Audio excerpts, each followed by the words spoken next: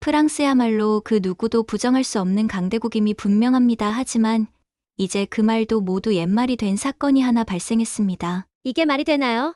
해저 3,500m 활화산 지진으로 8명 독일 전문가들이 극도로 고립이 되어 죽을 위기에 처해 있는데 내노라 하는 미국, 영국, 중국 전문가들의 말만 믿었다가 개죽음 당할 뻔했습니다. 한국을 그저 원조를 받던 후진국으로 알고 있던 저는 한국의 적극적인 조치에 한국을 형제로 나라로 삼고 싶습니다.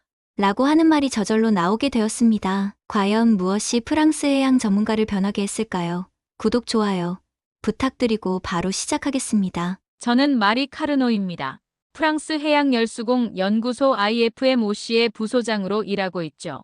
42세가 된 지금까지 심해 화산과 열수공 연구에 모든 것을 바쳐왔습니다. 그날 아침도 평소와 다르지 않았어요. 에테르스 스테이션에서 보내온 정기 보고서를 검토하고 있었죠. 수심 3,500m 깊은 바다에 자리한 우리의 자랑스러운 연구 플랫폼이었습니다. 8명의 연구원들이 최첨단 장비로 열수공 생태계를 관찰하고 있었어요. 갑자기 모니터에서 빨간 경고등이 깜빡이기 시작했습니다. 압력계 수치가 급격히 변하더니 가스 센서도 이상 신호를 보냈어요. 무엇보다 충격적인 건 통신이 완전히 끊어진 거였습니다. 이런 일이 어떻게? 저는 황급히 기술팀을 불렀습니다. 하지만 아무리 시도해도 에테르스 스테이션과 연결되지 않았어요. 마치 바다 깊은 곳에서 플랫폼이 사라진 것 같았습니다. 더 끔찍한 소식이 이어졌습니다. 인근 해저 화산의 활동이 급격히 증가하고 있다는 거였어요. 지진파 측정기는 연속적인 진동을 감지했고 수온도 평소보다 5도나 상승했습니다. 플랫폼 주변이 완전히 위험지역으로 변한 거죠. 저는 책상 앞에 앉아 머리를 감쥐었습니다. 8명의 동료들이 그 깊은 바다에 고립되어 있다는 생각에 가슴이 답답해졌어요. 산소는 얼마나 남았을까? 화산 가스는 플랫폼 내부로 스며들지 않을까? 온갖 최악의 시나리오가 머릿속을 스쳐 지나갔습니다. 그런데 이 상황에서 이상하게도 옛 기억이 떠올랐어요. 15년 전 한국에서 있었던 일이었습니다.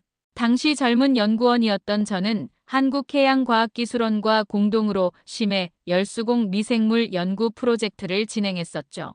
3개월간의 연구 일정이었는데 한국 측 책임자였던 박 박사는 처음에는 열정적으로 보였어요.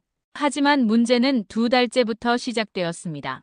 약속했던 해저 샘플 분석 데이터를 계속 미루는 거였어요. 조금만 더 시간을 달라, 더 정확한 결과를 위해서라는 말만 반복했습니다. 결국 저는 빈손으로 프랑스에 돌아와야 했어요. 그 프로젝트는 완전한 실패작이 되었습니다. 아시아인들은 약속을 지키지 않아. 당시 동료들이 했던 말이 지금도 귀에 맴돌았어요. 저 역시 그때부터 한국을 비롯한 동양 국가들과의 협력에 회의적이 되었습니다. 말로는 그럴듯하게 하지만 실제로는 신뢰하기 어렵다는 편견이 생긴 거였죠. 하지만 지금은 그런 과거에 연연할 때가 아니었어요.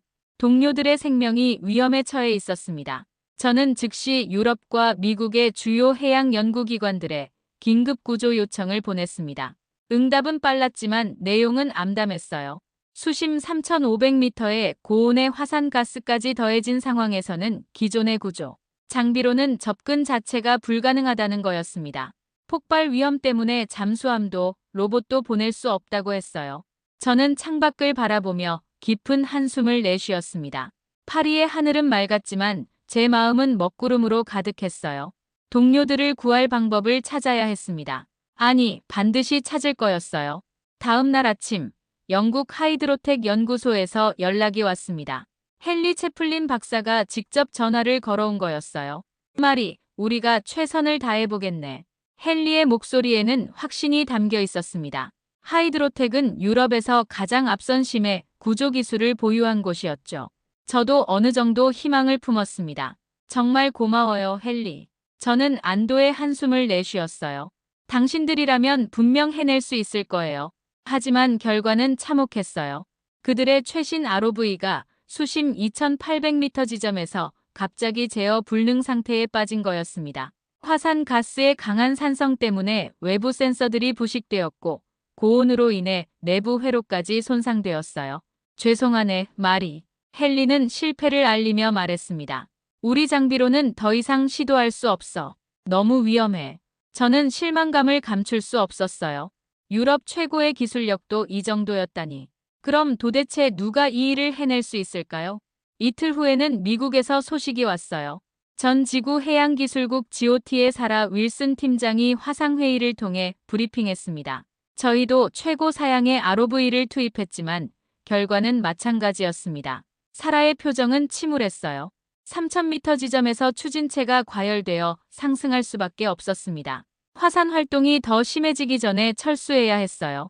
사라는 계속해서 상황의 심각성을 설명했습니다. 온도가 섭씨 150도를 넘나드는 지역이에요. 기존 장비로는 도저히 접근할 수 없습니다. 저는 모니터를 바라보며 절망감을 느꼈습니다. 세계 최고 수준의 기술력을 자랑하는 기관들조차 포기한 상황이었어요. 그들의 실패는 곧 에테르스 스테이션의 절망적인 현실을 보여주는 거였습니다. 프랑스가 알아서 해결해야 할 것 같습니다. 사라가 조심스럽게 말했어요. 저희는 더 이상 장비를 잃을 수 없어요. 한 대당 2억 달러짜리 장비거든요. 헨리도 비슷한 반응이었습니다. 이해해줘, 마리. 우리도 연구소 운영을 생각해야 하거든. 무리한 시도는 할 수 없어. 저는 화상회의를 끝내고 의자에 깊숙이 몸을 맡겼어요. 국제협력이라는 게 결국 이런 거였습니다. 위험이 커지면 각자 도생하는 거죠. 동료들의 생명보다 자신들의 장비가 더 소중한 거였어요. 그때 연구소 복도에서 들려오는 동료들의 수군거림이 귀에 들어왔습니다.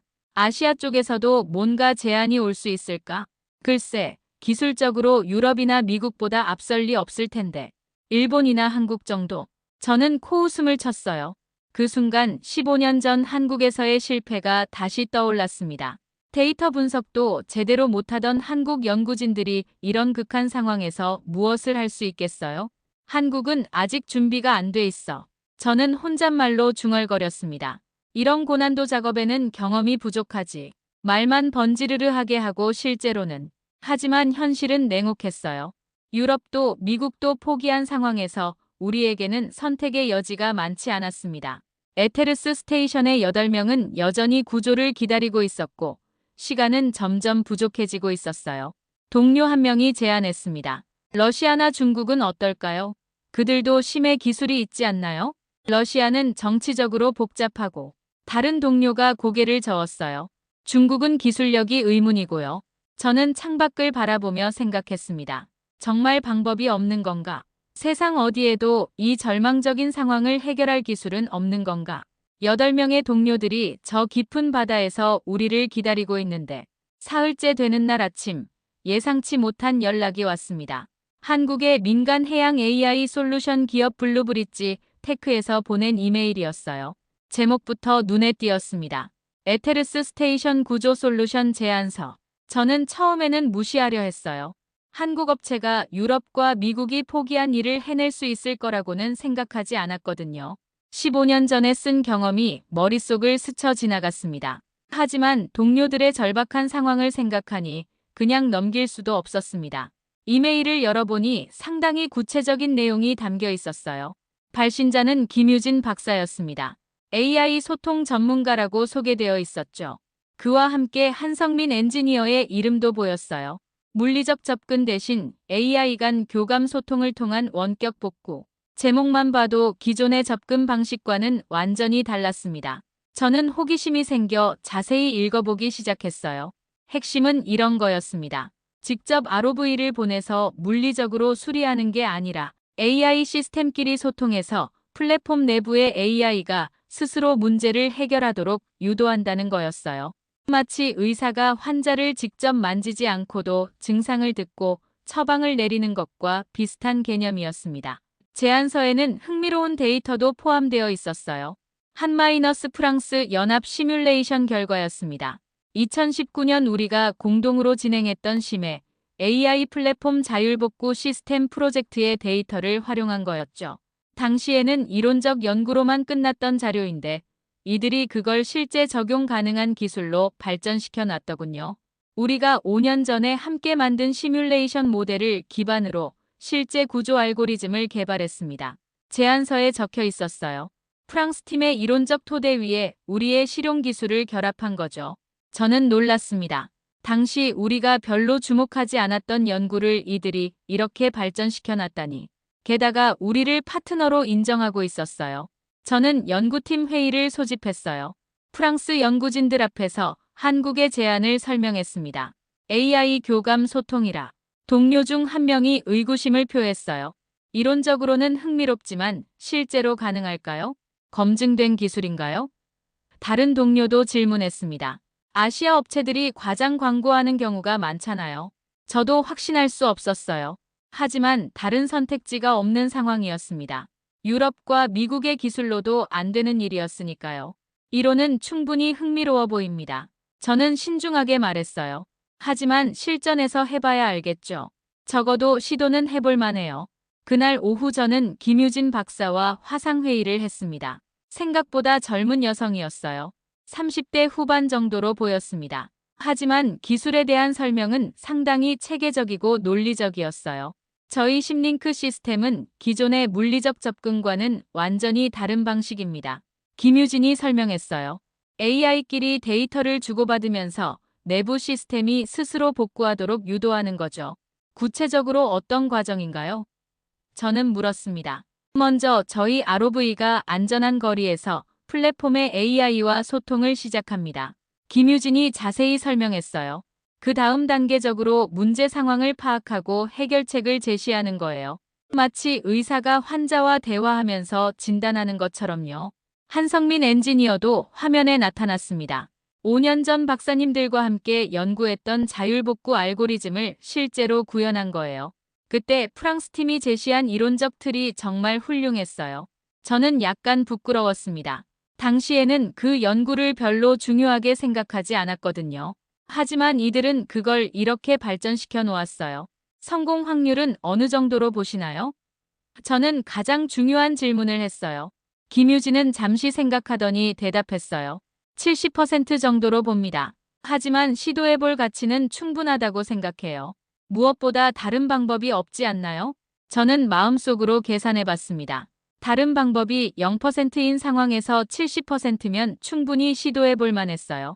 게다가 이들의 설명을 들어보니 15년 전과는 완전히 달랐습니다. 체계적이고 논리적이었어요. 좋습니다. 저는 결정을 내렸습니다. 실전에서 한번 해보죠. 우리가 함께 만든 이론을 실제로 검증해보는 것도 의미 있겠어요. 그 순간 15년 전의 편견이 조금씩 흔들리기 시작했습니다. 한국팀과의 협력을 결정한 지 이틀 후 예상치 못한 소식이 들려왔습니다. 중국의 동해정밀 해양기술사에서 독자적으로 구조 작업에 나선다는 거였어요. CHINASEA 프리시전에서 연락이 왔습니다. 연구소 직원이 급히 보고했어요. 그들도 에테르스 스테이션 구조에 참여하겠다고 합니다. 저는 당황스러웠어요. 갑자기 여러 팀이 동시에 작업하면 오히려 위험할 수 있었거든요. 하지만 동료들의 생명이 걸린 일이라 거절할 수도 없었습니다. 중국 팀은 우리보다 먼저 움직였어요. 그들의 대형 ROV가 에테르스 스테이션 근처 해역에 도착한 건 그날 오후였습니다. 저는 모니터를 통해 실시간으로 상황을 지켜봤어요. 수심 2000m 지점 통과했습니다. 중국 팀의 무전이 들려왔어요. 장비 상태 양호합니다. 처음에는 순조로워 보였습니다. 중국 ROV는 예상보다 빠른 속도로 하강했고 2500m까지는 별다른 문제 없이 도달했어요. 저도 혹시나 하는 마음으로 지켜봤습니다. 플랫폼 외부 촬영 시작합니다. 중국 팀에서 보고했어요. 손상 부위 확인 중입니다. 그들은 정말 체계적으로 접근했어요. 플랫폼 외부를 꼼꼼히 스캔하며 파손된 부분들을 촬영했습니다. 통신 안테나가 부러져 있고 전력 케이블 일부가 끊어져 있는 것도 확인했어요. 하지만 문제는 그 다음이었어요. 플랫폼 주변의 고열 지역에 들어서자 중국 ROV의 움직임이 이상해지기 시작했습니다. 카메라 영상이 흔들리더니 급기야 화면이 깜빡거렸어요. 온도 경고, 내부 온도 85도 초과. 중국 팀의 목소리에 긴장감이 묻어났습니다. 추진 시스템 출력 저하. 또 다른 보고가 이어졌어요. 저는 안타까운 마음으로 지켜볼 수밖에 없었어요. 결국 중국 ROV는 수심 2700m 지점에서 장비 오작동으로 긴급 상승해야 했습니다. 고열로 인해 주요 센서들이 손상된 거였죠. 죄송합니다. 중국팀 책임자가 실패를 인정했어요. 저희 장비로는 더 이상 접근이 어렵습니다. 하지만 수집한 데이터는 공유하겠습니다. 그런데 이때 한국팀에서 놀라운 제안을 해왔어요. 김유진 박사가 직접 연락을 준 거였습니다. 중국팀의 데이터를 분석해보니 흥미로운 점을 발견했습니다. 김유진의 목소리에는 확신이 담겨 있었어요. 그들의 ROV 소프트웨어 코드를 참고해서 저희 심링크 시스템을 보완할 수 있을 것 같아요. 저는 의아했습니다. 실패한 데이터로 뭘 할 수 있다는 건가요? 실패도 귀중한 정보입니다. 김유진이 설명했어요. 중국 ROV가 어느 지점에서 어떤 방식으로 오작동했는지 분석하면 저희가 그 부분을 피해갈 수 있거든요. 한성민 엔지니어가 더 구체적으로 설명했어요. 중국 ROV의 제어 소프트웨어를 분석해보니 고온 상황에서 센서 우선순위 배정에 문제가 있었어요. 저희는 이 정보를 바탕으로 심링크의 열 관리 알고리즘을 업데이트했습니다. 어떻게 그렇게 빨리 분석이 가능하죠? 저는 궁금했어요.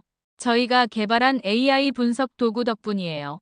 김유진이 자랑스럽게 말했어요. 다른 시스템의 작동 패턴을 실시간으로 학습하고 개선점을 찾아내는 거죠. 그들의 설명을 들으니 희망이 보이기 시작했어요. 중국팀의 실패를 교훈 삼아 더 나은 방법을 찾을 수 있다는 거였죠. 게다가 물리적 접근이 아니라 AI 소통 방식이니까 완전히 다른 접근이 가능했습니다. 이틀 후 한국팀의 심링크 ROV가 투입되었습니다. 저는 긴장한 마음으로 모니터를 바라봤어요. 이번에는 정말 마지막 기회라는 생각이 들었습니다. 수심 3000m 도달했습니다.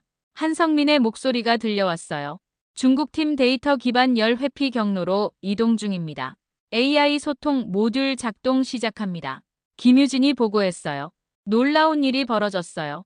심링크는 플랫폼에 물리적으로 접근하지 않고도 내부 AI와 소통을 시작한 거였습니다. 마치 두 컴퓨터가 무선으로 대화하는 것 같았어요. 플랫폼 내부 AI 응답 확인. 김유진이 흥분한 목소리로 보고했어요. 배터리 상태 점검 중입니다. 1시간 후 더욱 놀라운 소식이 전해졌습니다. 플랫폼 내부의 배터리 시스템이 재조정되기 시작한 거였어요. AI끼리의 소통을 통해 내부에서 스스로 복구가 진행되고 있었습니다. 항법 시스템도 재부팅되고 있습니다. 한성민이 보고했어요. 내부 조명 일부가 켜졌어요. 저는 믿을 수 없었어요. 정말로 AI끼리 소통해서 문제를 해결하고 있는 거였습니다. 그것도 어떤 물리적 접촉 없이 말이에요. 마침내 결정적인 순간이 왔습니다. 플랫폼 내부와 미세한 통신이 복구된 거였어요. 희미하지만 분명한 생존 신호가 포착되었습니다. 마리 박사님. 김유진의 목소리에 기쁨이 묻어났어요. 내부에서 응답이 왔습니다. 8명 모두 생존해 있어요. 그 순간 저는 가슴이 벅차올랐습니다. 15년 전 한국에 대한 편견이 얼마나 잘못된 것이었는지 깨달았어요. 그들은 정말로 해냈습니다. 중국팀의 실패를 딛고 성공해낸 거였어요. 기쁨도 잠시, 새로운 문제가 발생했습니다. 통신이 연결된 지 몇 시간 만에 다시 신호가 불안정해지기 시작한 거였어요. 이상합니다. 김유진이 당황한 목소리로 말했어요. 플랫폼 내부 AI가 갑자기 방어 모드로 전환되고 있어요. 저는 모니터를 주시했습니다. 방금 전까지 안정적이던 데이터 전송이 끊어지고 있었어요. 마치 플랫폼 AI가 스스로 문을 닫고 있는 것 같았습니다. 무슨 일인가요? 저는 급히 물었어요. 한성민이 분석 결과를 보고했습니다. 해저 지진이 한 차례 더 발생했는데 내부 AI가 이를 외부 침입으로 잘못 판단한 것 같습니다. 방어 메커니즘이 작동해서 외부와의 연결을 차단하고 있어요. 정말 아이러니한 상황이었어요. 우리가 간신히 만든 연결을 플랫폼 AI 스스로 끊어버린 거였습니다. 마치 도움을 주려는 사람을 적으로 오해하고 문을 걸어 잠그는 것 같았어요. 내부 회로 일부도 차단되고 있습니다. 김유진이 더 심각한 소식을 전했어요. AI가 중요한 시스템들을 보호하려고 스스로 격리시키고 있어요. 저는 머리가 복잡해졌습니다. 기술적으로는 AI의 판단이 맞았어요. 외부 위협으로부터 중요한 시스템을 보호하는 건 당연한 거였죠. 하지만 지금 상황에서는 그 방어 시스템이 오히려 구조를 방해하고 있었습니다. 내부 전문가들과 직접 소통할 방법은 없을까요? 저는 물었어요. 김유진이 잠시 생각하더니 제안했습니다. 플랫폼 내부에 프랑스 해양 생물학자 2명과 미국 지질학자 1명이 있다고 들었어요. 그들과 직접 브리핑을 해서 내부에서 AI를 설득하는 건 어떨까요? 그 아이디어는 정말 혁신적이었어요. 외부에서 AI를 조작하는 게 아니라 내부 전문가들이 직접 AI와 협력하도록 하는 거였죠. 구체적으로 어떻게 하죠? 저는 관심을 보였어요. 저희가 제한적 통신 채널을 열어서 내부 연구진과 직접 대화할 수 있게 해드릴게요. 한성민이 설명했어요. 그분들이 AI 시스템에 직접 접근해서 현재 상황이 구조 작업이라는 걸 인식시키는 거죠. 몇 시간의 시행착오 끝에 마침내 내부 전문가들과 제한적 소통이 가능해졌습니다. 프랑스 생물학자 피에르 듀퐁 박사의 목소리가 희미하게 들려왔어요. 말이 들리나요? 피에르의 목소리는 약했지만 또렷했습니다. 피에르, 무사해서 정말 다행이에요. 저는 안도의 한숨을 내쉬었어요. 다른 분들은 어떠세요? 모두 무사해요. 하지만 상황이 복잡해요. 피에르가 설명했어요. 내부 AI가 완전히 경계 상태에 들어갔어요. 저희가 뭘 해도 외부 침입이라고 판단하고 있습니다. 김유진이 나섰습니다. 피에르 박사님, 제가 AI 전문가 김유진입니다. 내부에서 AI 시스템에 접근할 수 있나요? 가능합니다. 피에르가 대답했어요. 하지만 모든 명령을 의심하고 있어요. 심지어 저희 음성 인식도 제대로 안 되고 있어요. 그렇다면 단계별로 접근해 봅시다. 김유진이 차근차근 설명했어요. 먼저 AI에게 현재 상황이 구조 작업이라는 걸 인식시켜야 해요. 박사님, 플랫폼 메인 컴퓨터에 접근해서 상황 코드를 긴급 구조 모드로 변경할 수 있나요? 시도해 보겠습니다. 피에르가 대답했어요. 저는 그 과정을 지켜보며 놀라웠습니다. 김유진의 논리적 사고와 차분한 문제 해결 능력이 정말 인상적이었어요. 15년 전에 만났던 한국 연구진과는 완전히 달랐습니다. 체계적이고 신뢰할 만했어요. 마리 박사님, 김유진이 저를 불렀어요. 이 과정에서 박사님의 권한이 필요할 수 있어요. 플랫폼 AI가 박사님을 최고 책임자로 인식하고 있거든요. 어떻게 해야 하죠? 저는 물었어요. 박사님의 음성 인증과 권한 코드가 필요할 거예요. 한성민이 설명했어요. AI가 박사님의 명령을 받아들이도록 해야 합니다. 저는 서서히 한국팀에 대한 신뢰가 쌓여가는 걸 느꼈습니다. 그들의 접근 방식은 단순히 기술적인 해결책을 넘어서 인간적인 배려까지 담고 있었어요.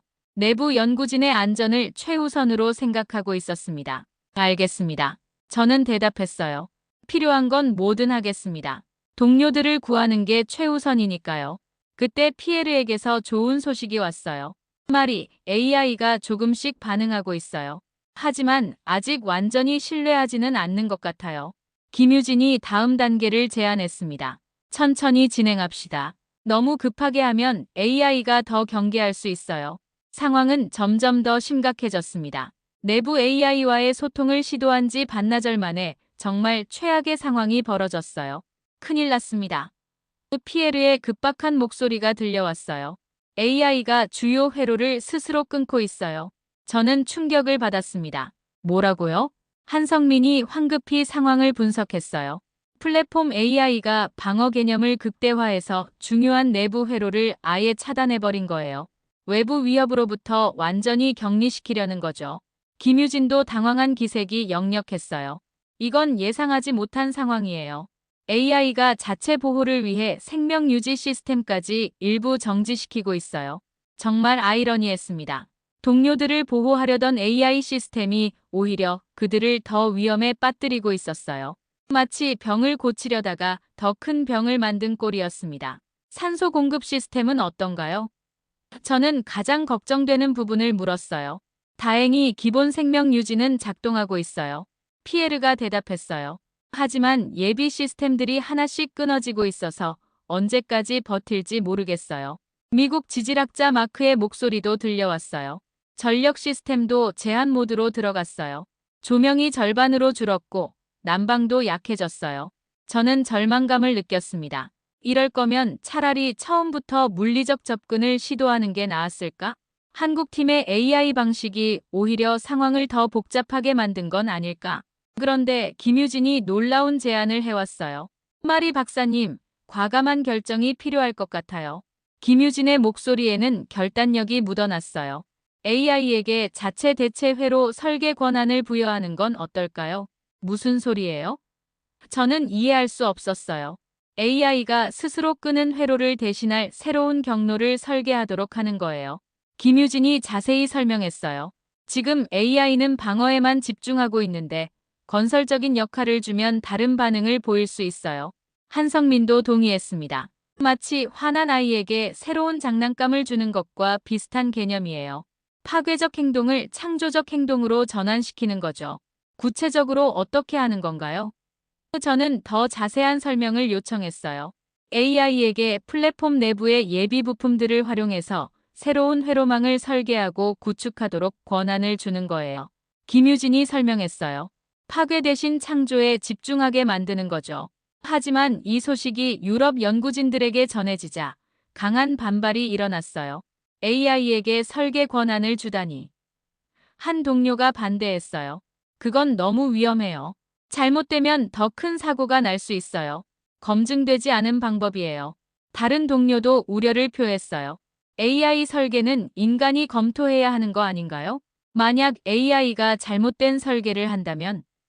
또 다른 동료가 질문했어요. 그럼 정말 돌이킬 수 없는 상황이 될 수 있어요. 저도 처음에는 의구심이 들었어요. 하지만 김유진과 계속 토론하면서 생각이 바뀌기 시작했습니다. 박사님, 지금까지의 전통적 방법으로는 한계가 있어요. 김유진이 진지하게 말했어요. 때로는 기술보다 신뢰가 더 중요할 수 있어요. AI를 적으로 보지 말고 동반자로 봐야 해요. 동반자라는 게 무슨 뜻이죠? 저는 물었어요. AI도 생존을 원해요. 플랫폼과 연구원들이 안전해야 AI도 존재할 수 있거든요.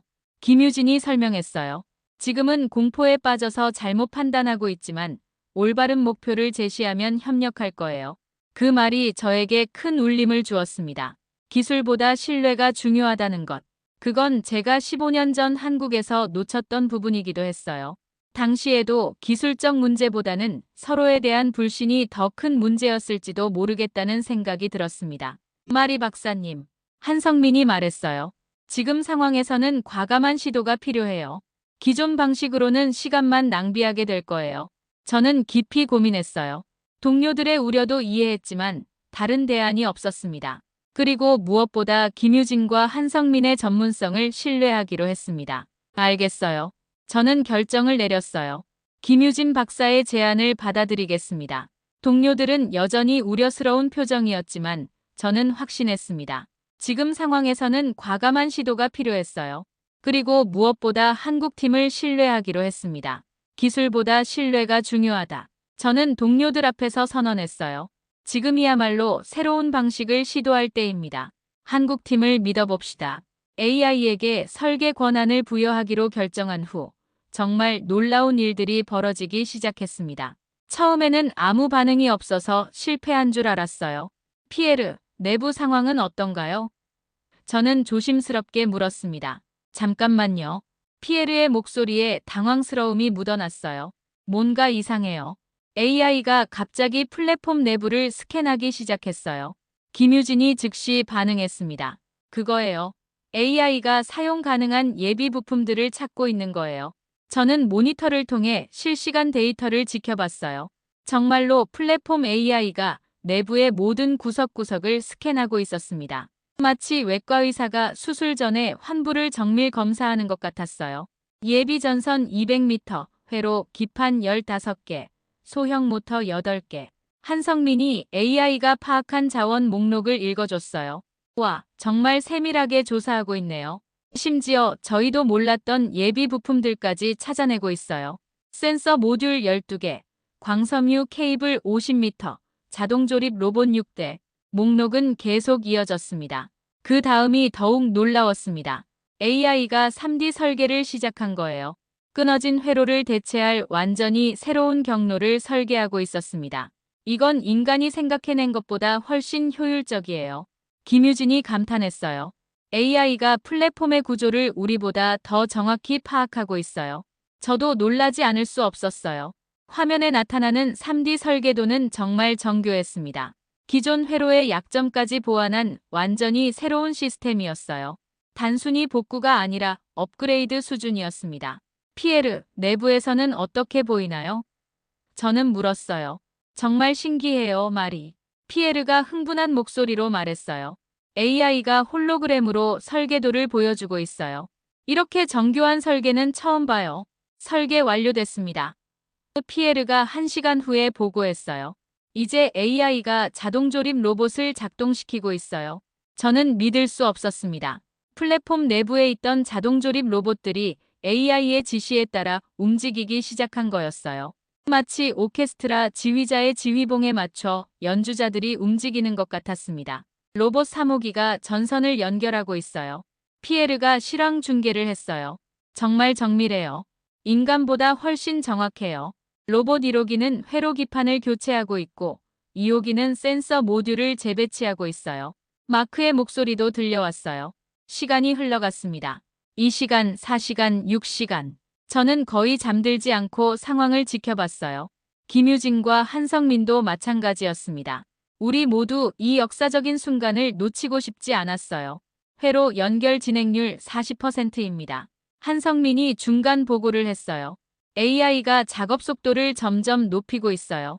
김유진이 분석했어요. 학습 효과가 나타나고 있는 것 같아요. 산소 공급 시스템 백업 라인 구축 중입니다. 피에르도 계속 상황을 알려줬어요. 정말 신기했어요.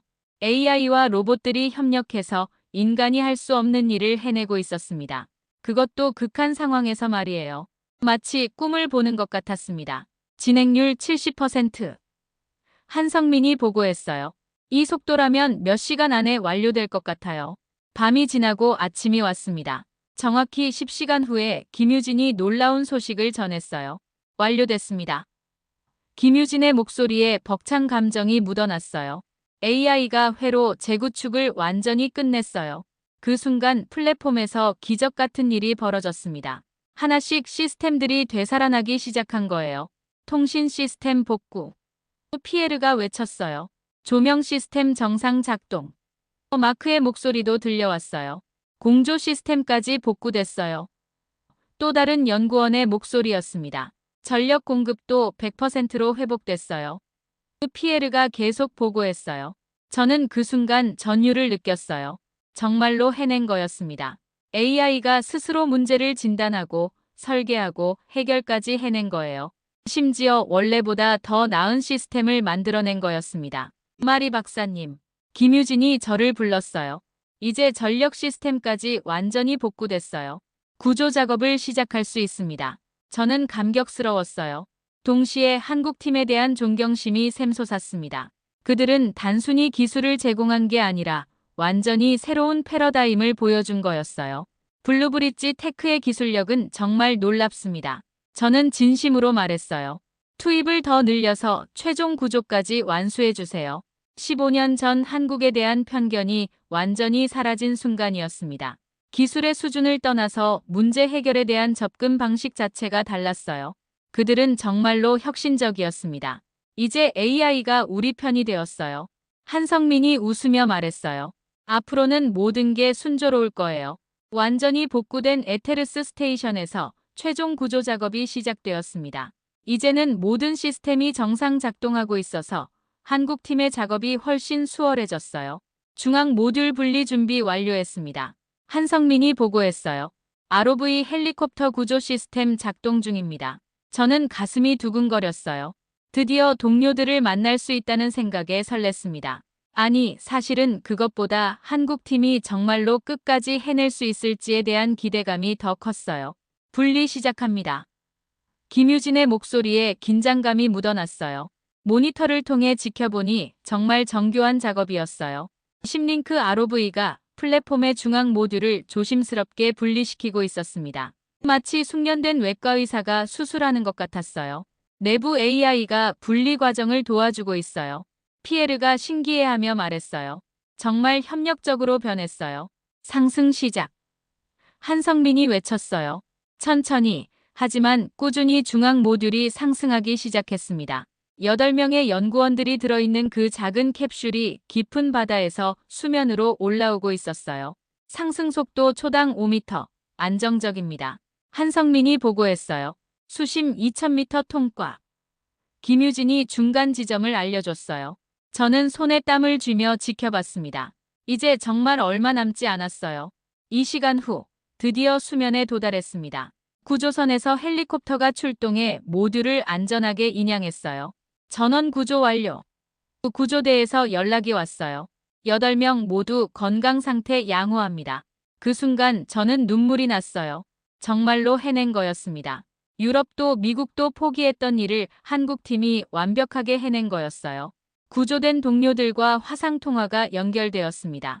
피에르의 얼굴이 화면에 나타났을 때 저는 더욱 감격스러웠어요. 마리, 정말 고마워요. 피에르가 눈물을 글썽이며 말했어요. 한국팀이 정말 대단해요. 기적을 만들어냈어요. 그런데 그때 정말 감동적인 일이 벌어졌습니다. 김유진이 특별한 제안을 한 거예요. 마리 박사님, 동료분들이 가족들과 화상통화를 하고 싶어 하실 것 같은데요. 김유진이 말했어요. 저희가 고화질 통신 연결을 도와드릴게요. 저는 그 배려에 또 한 번 감동받았어요. 기술적 성공을 넘어서 인간적인 따뜻함까지 보여주는 거였습니다. 곧이어 플랫폼 연구원들이 각자 가족들과 재회하는 장면이 펼쳐졌어요. 피에르가 파리에 있는 아내와 딸과 화상통화를 하는 모습, 마크가 시카고에 있는 부모님께 안부를 전하는 모습, 모든 게 한국팀이 만들어낸 기적이었습니다. 며칠 후 더 놀라운 일이 벌어졌습니다. 유럽의 주요 연구소들과 프랑스 정부가 블루브릿지 테크의 기술력을 공식적으로 인정한 거였어요. 혁신적인 AI 해양 기술이라는 제목으로 언론에 대대적으로 보도되었습니다. 영국 하이드로텍의 헨리 채플린도 공개적으로 한국팀을 칭찬했어요. 우리가 보지 못한 새로운 가능성을 보여줬습니다. 헨리가 인터뷰에서 말했어요. 앞으로 해양 구조 작업의 패러다임이 바뀔 것 같아요. 미국 GOT의 사라 윌슨도 마찬가지였어요. 한국의 AI 기술은 정말 놀라웠습니다. 우리도 배워야 할 점이 많아요. 저도 변했습니다. 완전히 달라졌어요. 15년 전의 편견이 얼마나 어리석었는지 뼈저리게 느꼈습니다.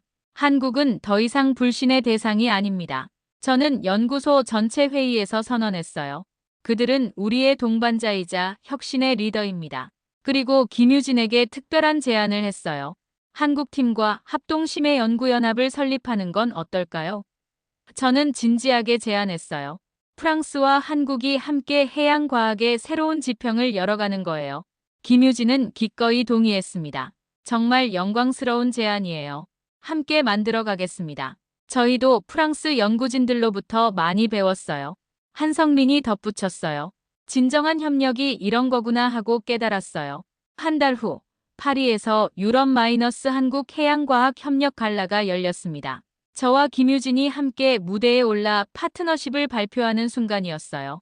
화려한 샹젤리제 호텔의 대연회장에는 유럽과 아시아의 주요 해양 연구진들이 모여 있었어요. 플래시가 터지는 가운데 저와 김유진이 손을 맞잡고 무대 중앙에 섰습니다. 새로운 시대가 시작됩니다. 저는 마이크 앞에서 선언했어요. 기술과 신뢰가 만나면 진정한 기적이 일어납니다. 에테르스 스테이션 구조 성공이 바로 그 증거입니다. 김유진도 옆에서 미소 지으며 말했어요. 국경을 넘나드는 협력이야말로 미래 해양과학의 핵심입니다. 오늘 우리가 새로운 출발점에 서 있어요. 청중들의 뜨거운 박수가 쏟아졌습니다. 그 순간 저는 깨달았습니다. 진정한 협력이란 이런 거구나. 편견을 버리고 서로를 신뢰할 때 비로소 불가능해 보이는 일도 가능해지는 거구나. 무대에서 내려오며 저는 생각했어요. 에테르스 스테이션 사건은 단순한 구조 작업이 아니었습니다. 저에게는 새로운 세계를 보여준 전환점이었어요. 그리고 한국팀과의 만남은 제 인생에서 가장 소중한 경험 중 하나가 되었습니다. 갈라가 끝난 후 김유진과 함께 에펠탑이 보이는 카페에 앉았어요. 정말 감사해요, 김유진. 저는 진심을 담아 말했어요. 당신들이 없었다면 동료들을 구할 수 없었을 거예요. 저희야말로 감사해요. 김유진이 대답했어요. 마리 박사님이 저희를 믿어주셨기 때문에 가능한 일이었어요. 이제 저는 확신합니다. 미래의 해양과학은 국경을 넘나드는 진정한 협력으로 만들어질 거라고요. 그리고 그 중심에 한국과 프랑스의 파트너십이 있을 거라고 믿어요. 15년 전의 실패가 오늘의 성공을 더욱 값지게 만들었습니다. 편견을 버리고 신뢰를 선택한 결과 우리는 진정한 기적을 만들어낼 수 있었어요.